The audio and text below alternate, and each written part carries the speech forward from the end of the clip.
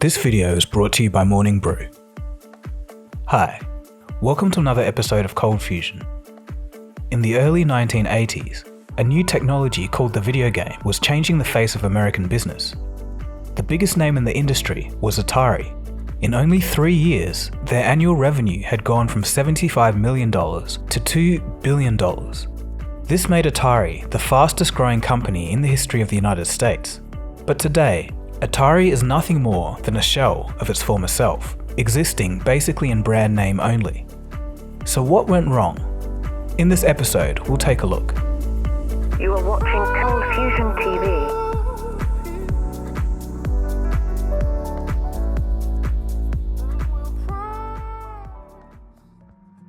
Back in the 1960s, a young electrical engineer by the name of Nolan Bushnell was attending the University of Utah, and here he came into contact with a machine called Space War.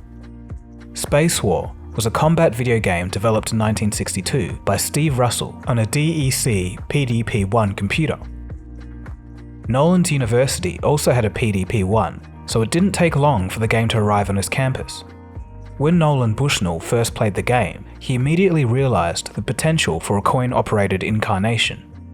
It was, by all definitions of the word, an epiphany. Right. And I went into the lab, and there on a screen was the game Space War. But I'd never heard of it, and I saw it then. And coincidentally, I was manager of the games department at Lagoon, a local amusement park, summers, and that was one of the ways I was putting myself through college. And I knew that if I had that screen in my arcades, it would make money. I knew it. Yes. But then you do the math, and then, $1 million computer and 25 cents a play, and the math didn't work. No. But I knew the cost of computing was constantly coming down, and I knew that the curve was going to cross at some point. And it did.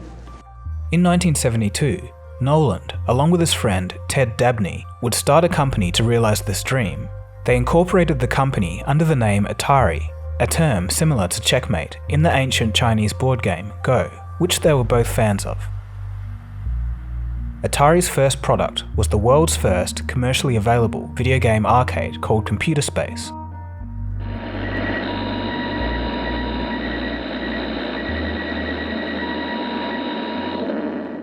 But unfortunately, it didn't bring them much success.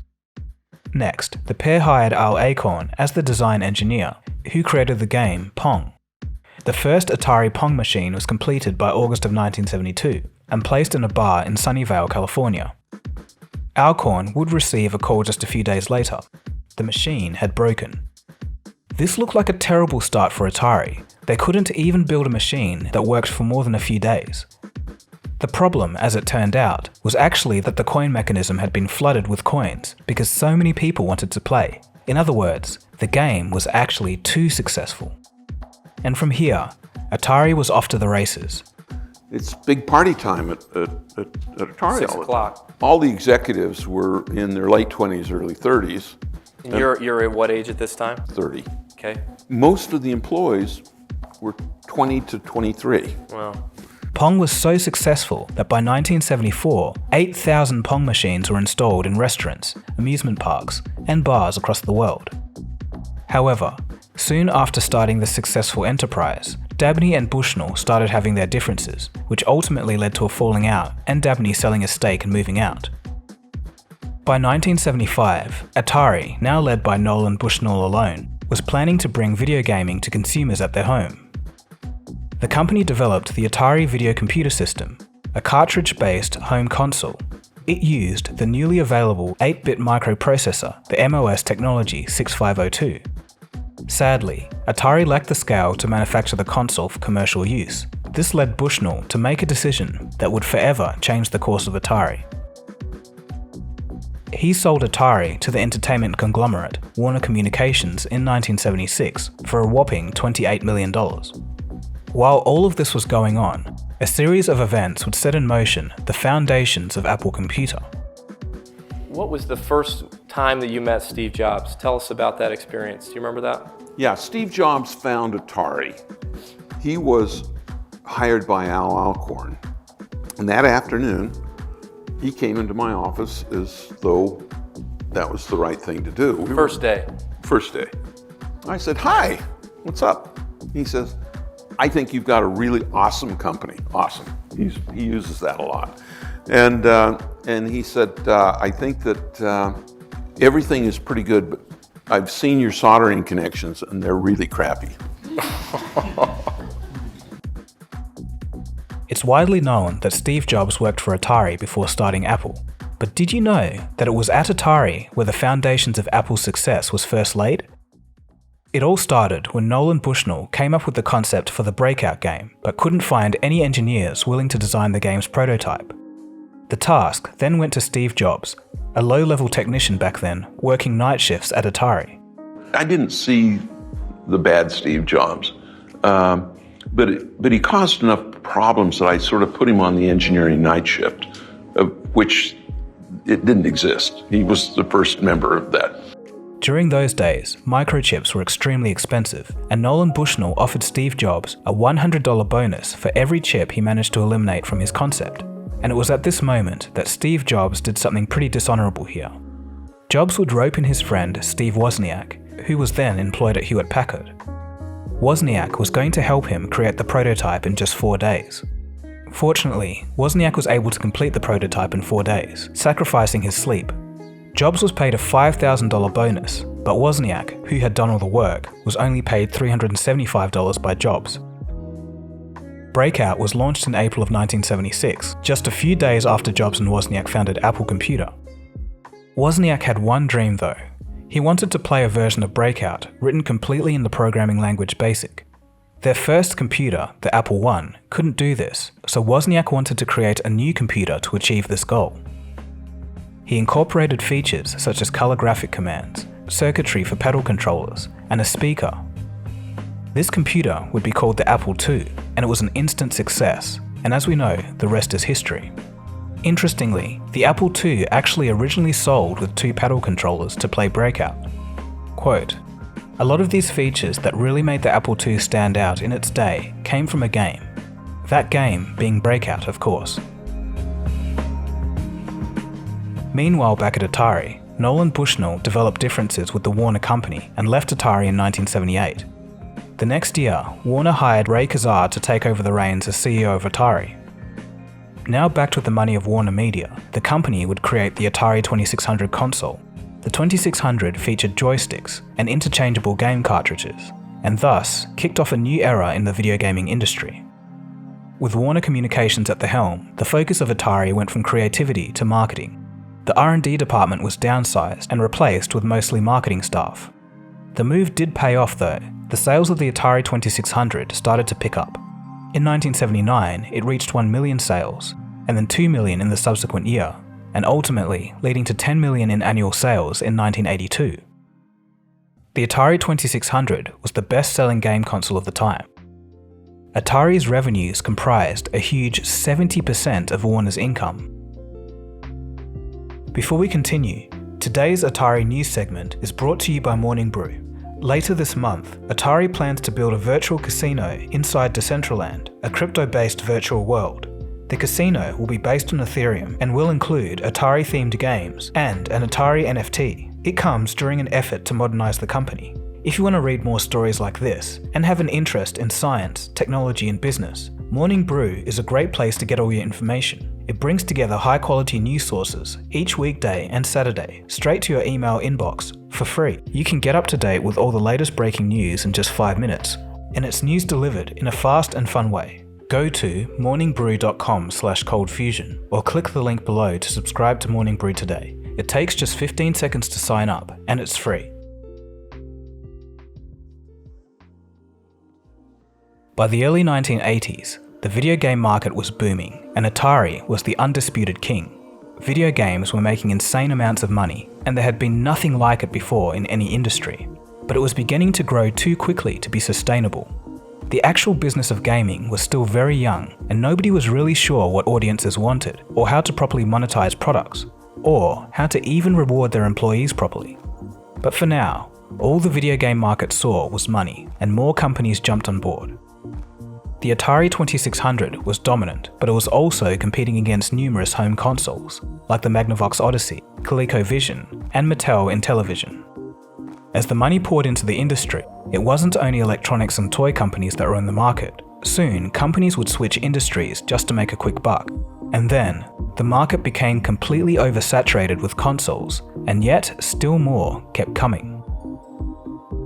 Meanwhile, all of these game consoles suddenly found themselves competing against another brand new technology, the personal computer.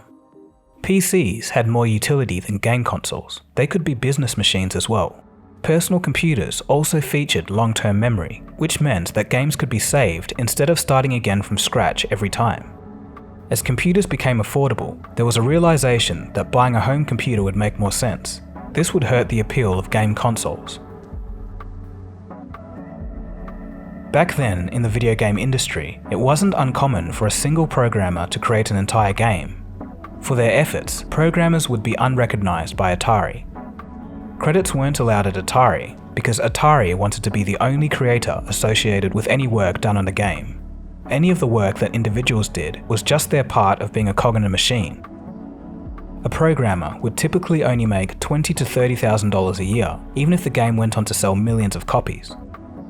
A few years earlier, in 1979, a few programmers had had enough. That year, David Crane, Larry Kaplan, Bob Whitehead, and Alan Miller all left Atari to start their own company, which they called Activision.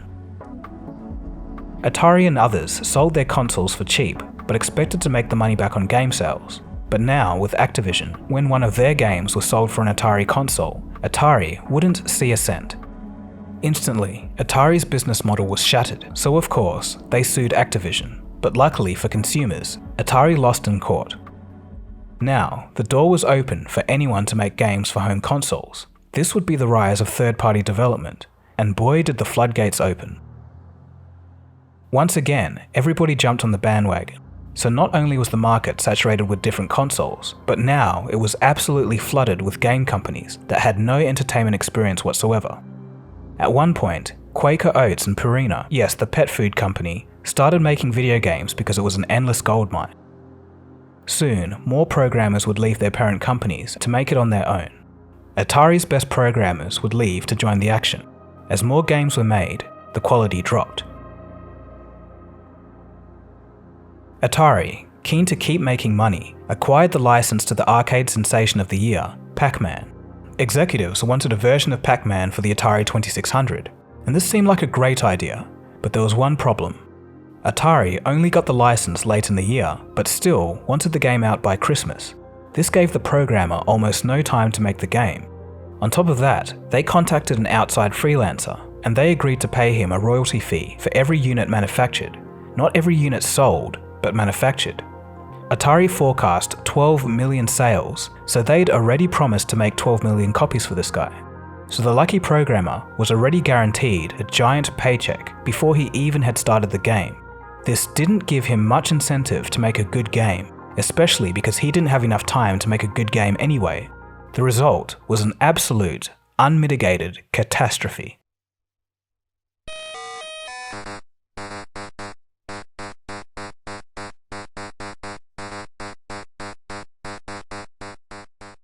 The game was slow, ugly, buggy, and barely resembled the original game that people fell in love with. Atari made 12 million copies and sold 7 million. So in the end it did sell well, but they still had 5 million unsold cartridges sitting in a warehouse. Apparently, they didn't learn from their lesson. The business executives signed another deal, this time with Steven Spielberg to make an E.T. game. E.T. promised to be one of the biggest movies of the year, and it was thought that a game based on it would sell well. Again, this was a good idea, but once again, Atari screwed up. They gave their programmer almost no time, 6 weeks to design, quality test, manufacture, and ship, an absolutely insane schedule. When the game went on sale, Atari thought consumers would see the name E.T. and rush in to buy the game, but after their experience with the Pac-Man dilemma, audiences waited to see if the game was any good. It wasn't. Not exactly sure what's going on.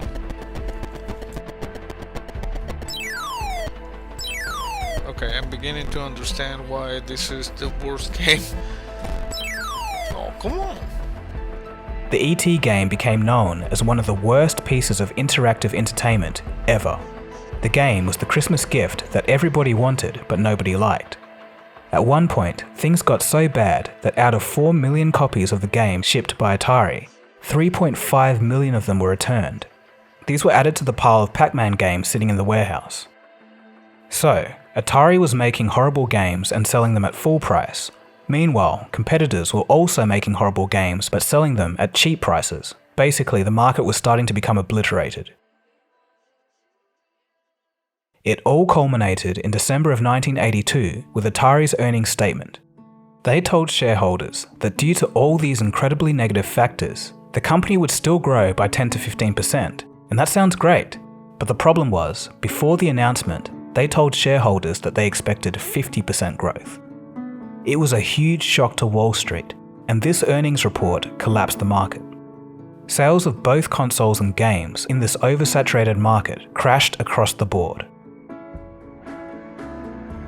For many decades, rumour had it, tens of millions of unsold Atari game cartridges were all sent to a landfill in New Mexico, and a bulldozer buried them and covered them up with cement. These reports were actually proven to be true only in 2014, when the New Mexico site was dug up. Atari had been the banner of the gaming revolution and was once the fastest growing company in American history, but now it was $500 million in debt. Analysts predicted the end of the gaming industry. They told investors and retailers alike that they should look elsewhere. But this new little technology called video games struggled on PCs and slowly continued to get stronger. Atari too continued on. After entering the PC business, they became moderately successful in Europe with their Atari ST computer. Released in 1985, it was praised as an amazing tool in the electronic music scene. This was largely thanks to the Atari ST's MIDI capabilities, a feature only found in expensive recording studios at the time.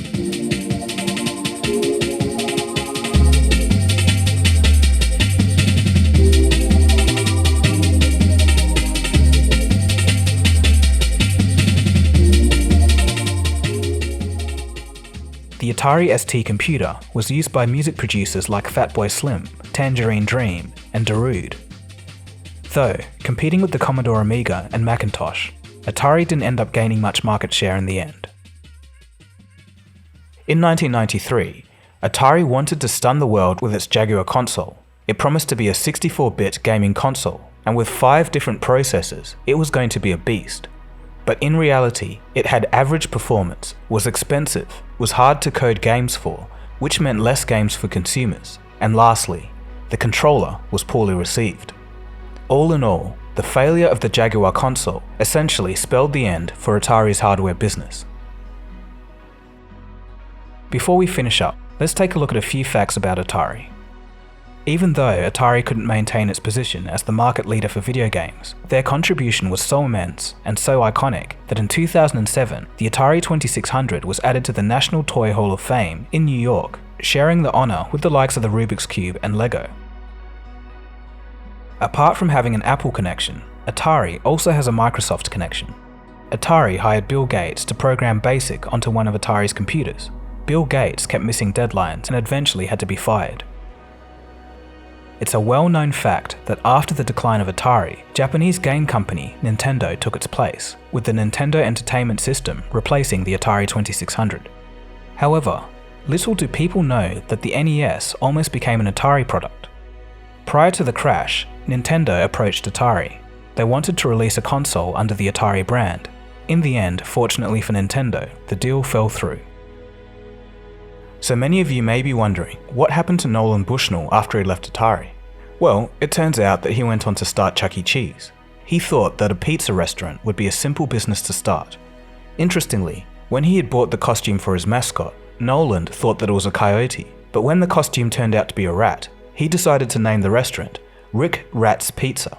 But the marketing team thought that a rat would have bad connotations for a pizza restaurant, for obvious reasons. And with that concludes the rise and fall of Atari. Thanks for watching. If you did enjoy this video, be sure to head over to the Discord after this video. I'll be hanging around for the first 30 minutes after I publish this video, so I can have a chat with you all. If you're interested in taking some Atari ColdFusion merch home, I've done a new limited line that you can pick up. I just love these designs, and I'm really happy with how they turned out. So if you want to support the channel, head over to the merch links in the description below. So my name is Dagogo, and you've been watching ColdFusion, and I'll see you again soon for the next episode. Cheers guys, have a good one. ColdFusion. It's new thinking.